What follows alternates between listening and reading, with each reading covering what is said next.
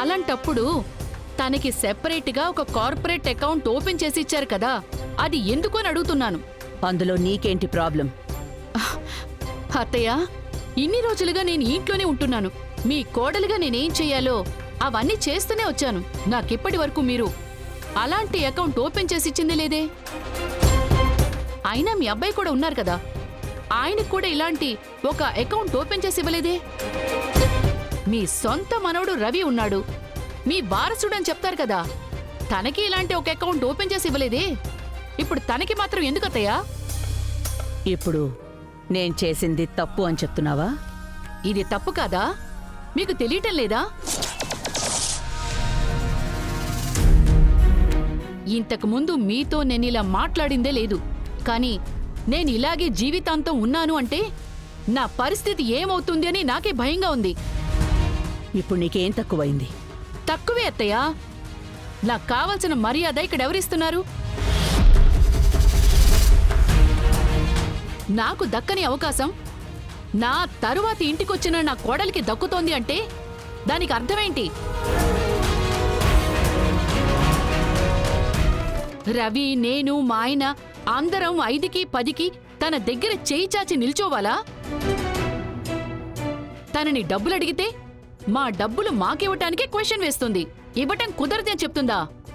తనకి మీరు కోట్ల రూపాయలు కుమ్మరిస్తున్నారు, అంతే కదా?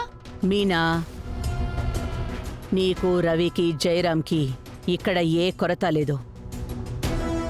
బంగారే డబ్బులు తీసుకుంటున్నామని మీకు అనిపిస్తే, అది మీకు కష్టంగా ఉంటే మీరు డైరెక్ట్గా నన్నే అడగచ్చు. అందులో తప్పేమీ లేదు. అంటే తను అలాగే ఉండాలి కదత్తయ్యా. తనకి మాత్రం ఎందుకు వేరే అకౌంటు?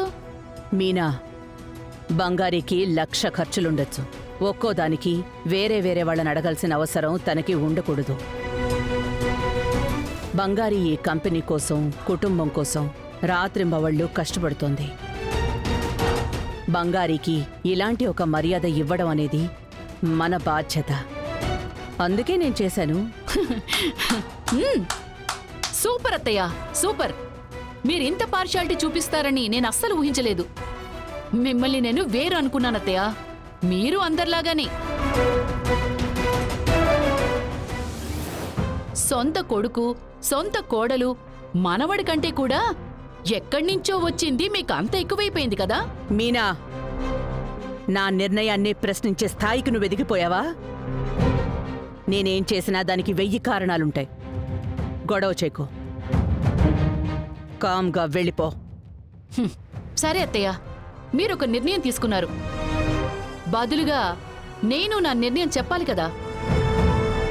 ఏంటి? ఇన్నేళ్లుగా నాకేం కావాల్సొచ్చినా నేను మిమ్మల్నే అడుగుతూ వచ్చాను. అయితే ఇక బంగారికి ఏం కావాలన్నా కూడా తను నన్ను అడిగే తీసుకోవాలి. మీనా, లేదత్తయ్య, ఇది నా నిర్ణయం. ఇది నేను వదులుకోలేను. తను నా దగ్గర చెయ్యి చాచితేనే మీరు నాకిచ్చిన మర్యాద తనకి నా మీద ఉంటుంది. లేదనుకోండి, ఈ ఇంట్లో నేను చిల్లి గవ్వతో సమానం అత్తయ్య. కోడలొచ్చిన తర్వాత కూడా నా స్థాయిని ఏర్పరచుకోలేకపోతే ఆ తర్వాత నేను ఇంట్లో ఉండి ఏంటి ప్రయోజనం? మీనా, నువ్వు తప్పుగా ఆలోచిస్తున్నావు, ఏదేదో ఊహించుకుంటున్నావు. లేదత్తయ్య, లేదు. నేను తప్పుగా ఏం ఆలోచించటం లేదు. బాగా ఆలోచించే నిర్ణయానికొచ్చాను. నేను తనకి డబ్బులు ఇవ్వను అని చెప్పట్లేదత్తయ్య. న్యాయమైన ఖర్చు ఏదైనా సరే తను నా దగ్గర అడిగి తీసుకోవచ్చు. తన అకౌంట్లో నుంచి డబ్బులు తీసి తన ఖర్చు చేస్తున్నప్పటికీ తను నన్నొచ్చి అడిగే చెయ్యాలి. అలా జరగలేదు అంటే తనకి నేనెవరనేది అప్పుడు తెలుస్తుంది. అందులో మీరెవరు తలదూర్చకూడదు.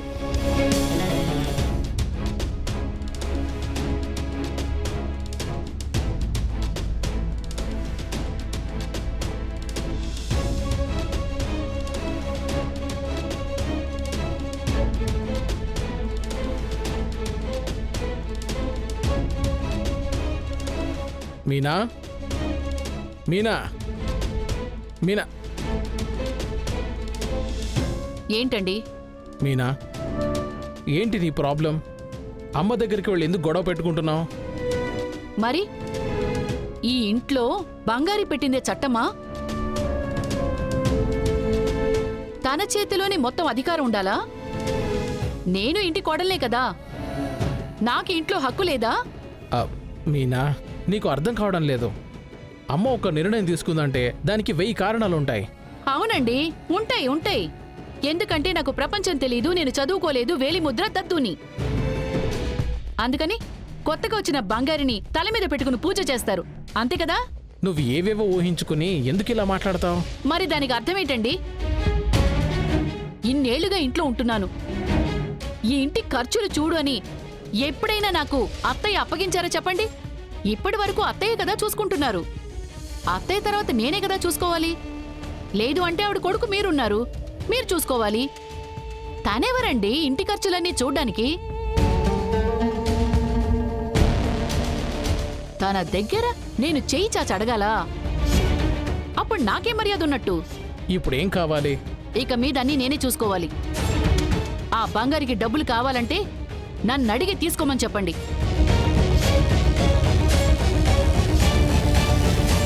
బంగారీ, బంగారీ!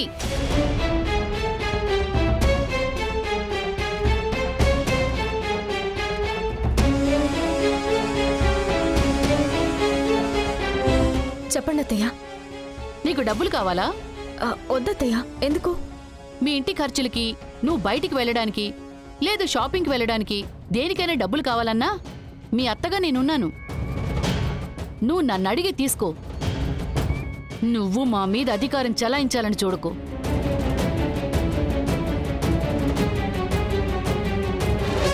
నువ్వు అడిగినా నేను డబ్బులు ఇవ్వలేదు అంటే అది తర్వాత చూసుకుందాం. మీనా, నువ్వు పెద్ద తప్పు చేస్తున్నావు. లేదండి, ఇప్పుడే నేను సరిగ్గా ఆలోచిస్తున్నాను, సరిగ్గా చేస్తున్నాను.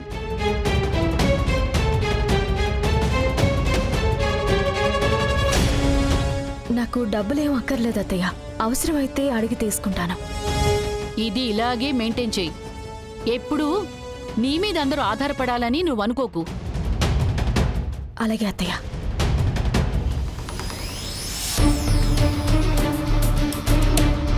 మీనా, నీకు ఈ మధ్య ఈగో ఎంత పెరిగిపోయిందో తెలుస్తోందా?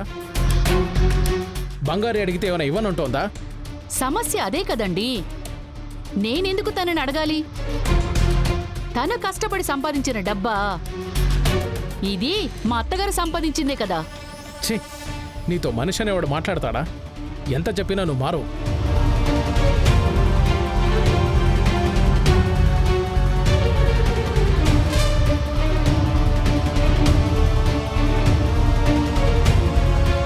అమ్మా మీనా, చెయ్యవు చెయ్యవు చెయ్యవు అదరగొట్టేశావమ్మా.